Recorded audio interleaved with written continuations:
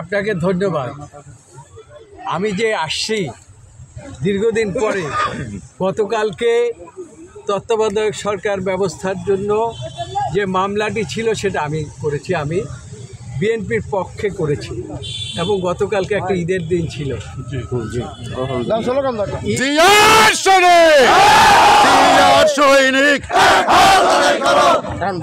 সেই ঈদের দিনে যে মামলাটি হয়েছিল সেই মামলাটি করেছিল এই বাবুগঞ্জ মূলার সন্তান প্রধান কৌশলী হিসাবে আইনজীবী হিসাবে। কাজে এটা আমি মনে করি বাবুগঞ্জের মানুষের জন্য একটা বিজয়। ভাই এগিয়ে চলো, আমরা আছি তোমার সাথে। ঈদের পরের দিন মানুষ গ্রামে আসে কেন? খুশির বার্তা নিয়ে।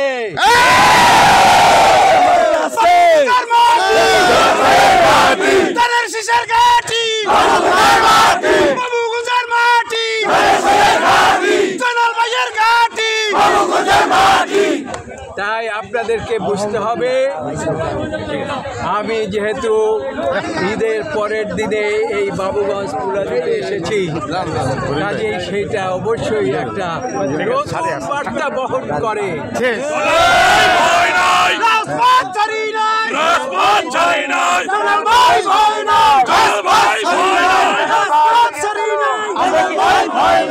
একটি বার্তা দিতে চাই যে আমাদের নেতা জনাব তারেক রহমান তিনি বলেছেন সমস্ত বিএনপির নেতা কর্মীদেরকে ঐক্যবদ্ধ করতে হবে এবং আপনাকে আগামী দিনে নির্বাচনে জিততে হবে। আমরা কি ধরে নিতে পারি